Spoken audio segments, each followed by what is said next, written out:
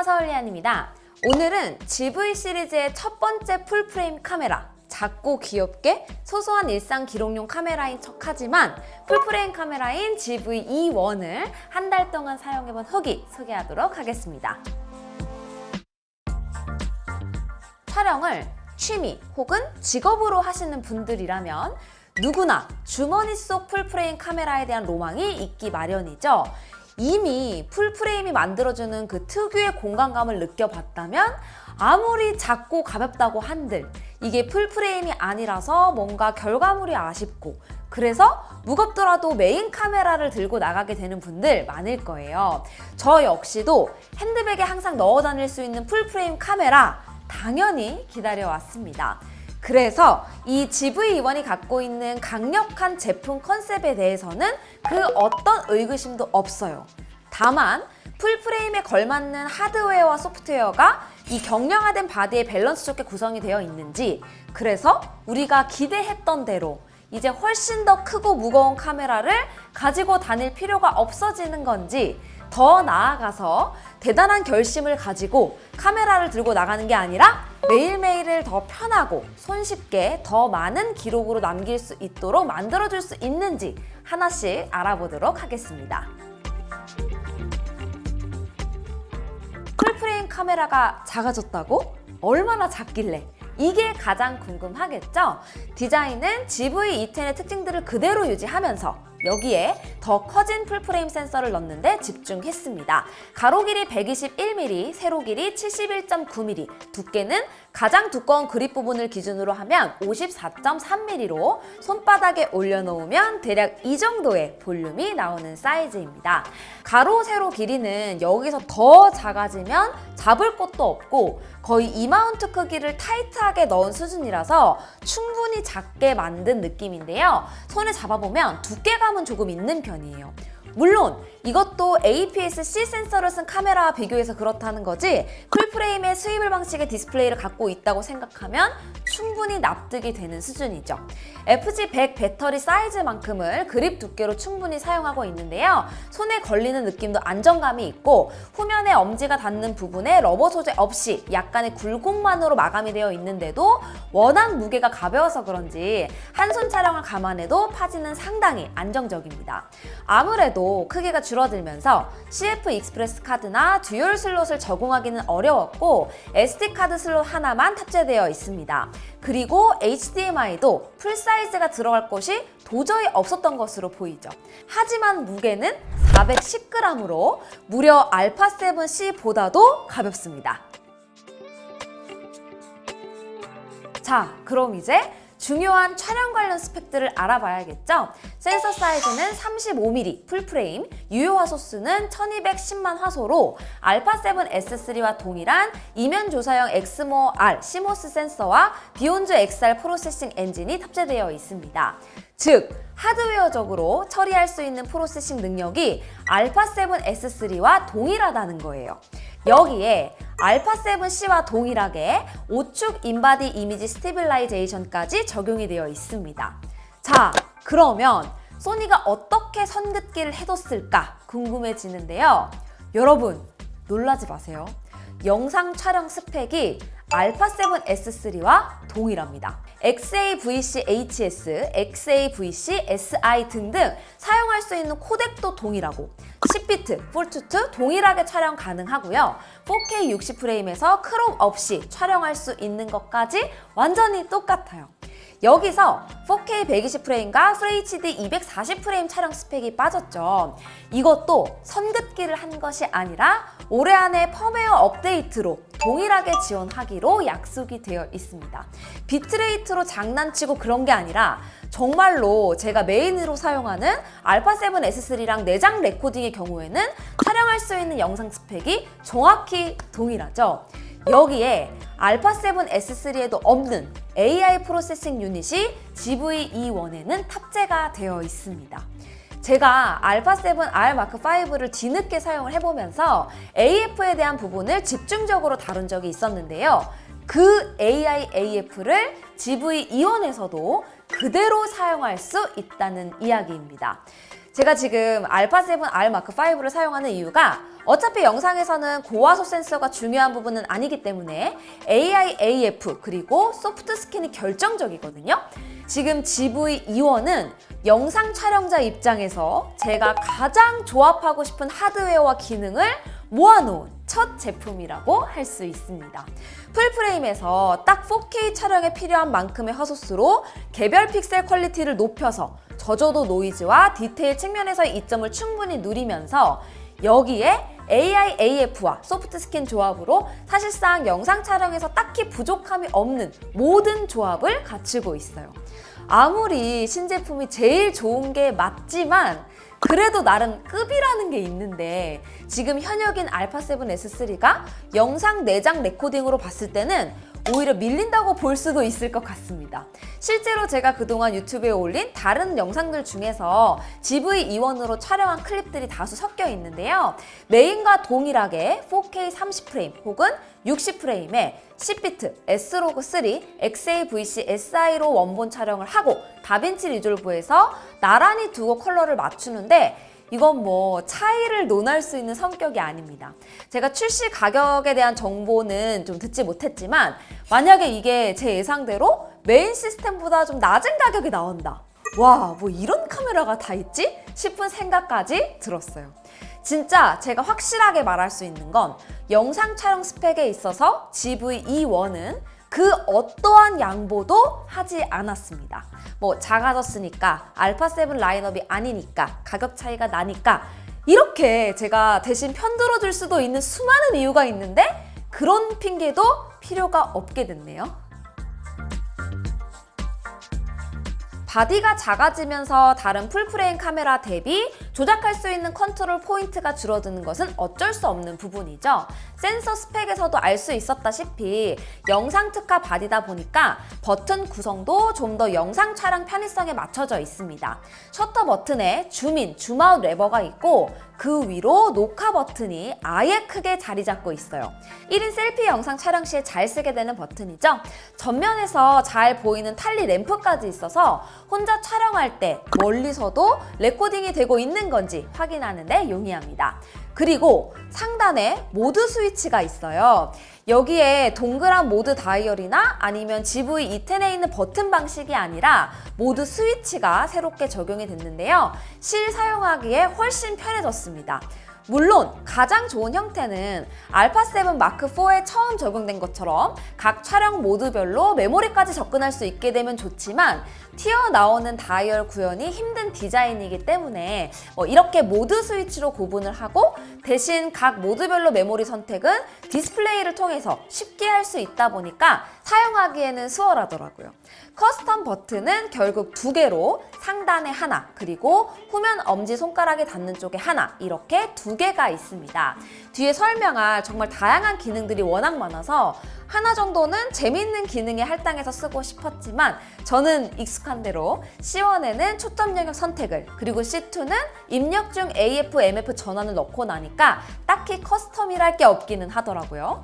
그래서 그런지 디스플레이 기본 UI가 좌우로 주요 기능들을 마음껏 배치할 수 있게 되어 있습니다. 손쉽게 터치하는 것만으로 바꿀 수가 있어서 필요한 주요 기능을 여기에다 꺼내놓는 식으로 사용하니까 또 이건 이거대로 쓸만 하더라고요. 기능들은 뒤에서 제가 하나씩 더 설명해 드릴게요. 상단에 보면 GV-E10처럼 마이크를 금속 메쉬가 덮고 있고 기본 구성품으로 데드캣도 포함되어 있습니다.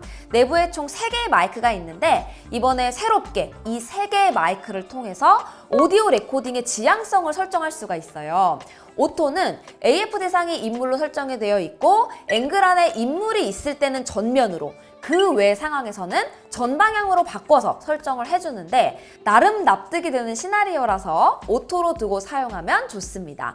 제가 1인 촬영을 할 때 셀피를 찍을 때는 저의 목소리를 위주로 담고 또 반대로 제가 카메라를 들고 주변을 촬영을 할 때는 전방향의 소리를 담는 게 맞겠죠? 조금 특별히 내가 촬영을 하는 방향의 소리는 크게 중요하지 않고 촬영하는 내가 동시에 목소리까지 내야 하는 경우에만 후면으로 바꿔주면 편했습니다.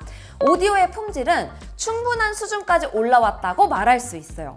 물론 여기에 별도의 마이크를 장착하는 게 훨씬 좋긴 하겠지만 어디까지나 소형화된 풀프레임 바디 내에서 가급적 모든 촬영을 소화하는 것이 필요하다는 측면에서는 정말 충분하다고 평가할 수 있습니다. 마이크 간 거리가 그렇게 많이 확보가 되지 않아서 지향성이 큰 의미가 있을까 싶었었는데 지향성에 따라서 오디오 집중도 상당히 잘 되는 편이었고요. 주변 소리와 제 목소리 간의 구분감과 명료함도 좋았습니다. 이 캠핑장은 이렇게 바로 옆에 물가가 있어가지고 저는 맥주랑 위스키 차갑게 두기도 하고 또 여름에는 수박도 차갑게 넣어둘 수 있어서 엄청 좋아하는 캠핑장입니다. 이 캠핑장은 이렇게 바로 옆에 물가가 있어서 제가 맥주나 위스키 같은 거 차갑게 둘 수도 있고 수박 같은 것들도 차갑게 유지할 수 있어서 저는 되게 좋아하는 캠핑장입니다. 이 캠핑장은 이렇게 바로 옆에 물가가 있어가지고 저는 맥주나 위스키, 소주 이런 것들 차갑게 두기도 하고 그리고 또 여름엔 특히 수박 같은 것들도 넣어둘 수 있어서 되게 좋아하는 캠핑장입니다. 물론 MIC를 활용한 디지털 오디오 인풋도 가능하니까 오디오가 중요한 촬영에서는 별도의 마이크를 사용하면 됩니다.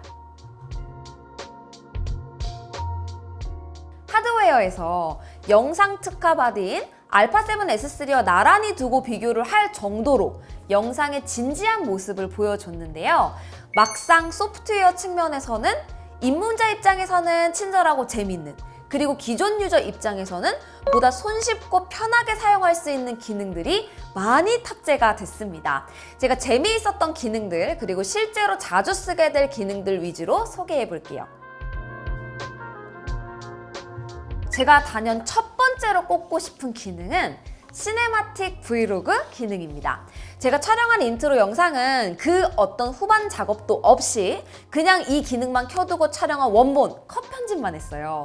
그냥 소니에서 아예 대놓고 후반에서 컷 편집만 하면 바로 흔히 말하는 시네마틱 영상을 만들 수 있게 해줬습니다.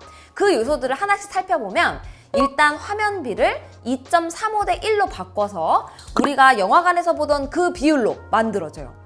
그리고 프레임 레이트를 24프레임으로 색감은 룩과 무드를 나눠서 두 가지 조합을 가능하게 했는데요. 잘 알고 있는 S 시네톤을 선택할 수도 있고 다른 룩을 고르고 거기에 맞는 무드를 이용해서 원하는 분위기를 낼 수 있습니다. 개인적으로는 처음 쓰신다면 프레쉬 룩에 오션이나 포레스트 무드를 조합해서 사용을 해보면 다들 좋아하실 것 같아요. 색보정 처음 배울 때 다들 따라해보고 싶어하는 오렌지 앤 틸 느낌을 잘 살려주는 색감입니다. 그리고 여기에 하나 더 포커스 전환 속도를 느리게 바꿔주세요. 빠르게 포커스 전환이 되는 것은 당연히 누가 봐도 AF로 맞춘 거죠. 영화에서 서서히 피사체간 초점이 이동하는 그 느낌을 살려야 하니까 포커스 전환 속도를 늦춰서 그 느낌까지도 살리는 거죠. 솔직히 이거 후반에서 못할 만한 것도 아니고 또 범용성을 따지면 후반에서 하는 게 좋은 것도 맞아요. 그런데 우리가 정말 모든 일상을 다 그렇게 후반 작업에 힘을 줄 수는 없잖아요. 그냥 이렇게 두고 영상을 많이 촬영을 하고 그걸 쉽게 컷 편집만 한 채로 음악만 잘 고르면 그럴싸한 한 편이 완성이 된다는 것. 이게 더 중요한 것이 아닐까 싶습니다. 저도 실제로 이 기능 엄청 자주 쓰게 되더라고요. 간단한 일상 영상 촬영은 이걸로 다 해도 되겠다 싶었습니다.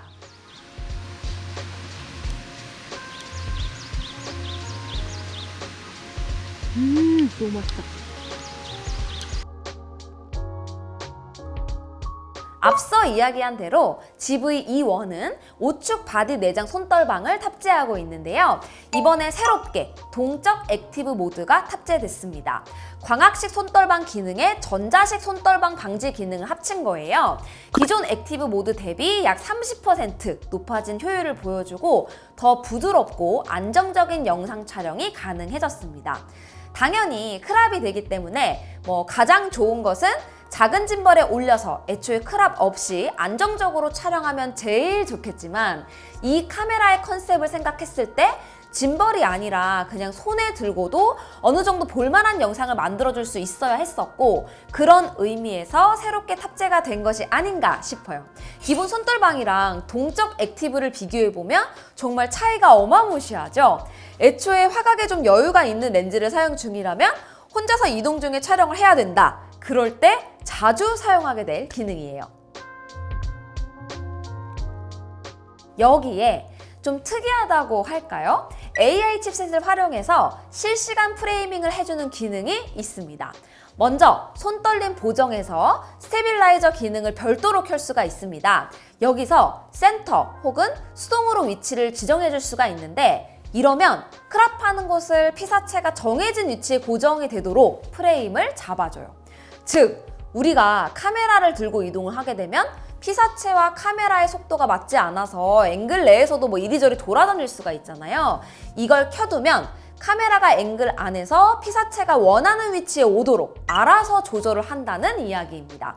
그리고 또 하나는 손떨림 보정이 아니라 애초에 라이브 스트리밍처럼 카메라를 세워두는 경우에 사용할 수 있는 자동 프레이밍 기능입니다.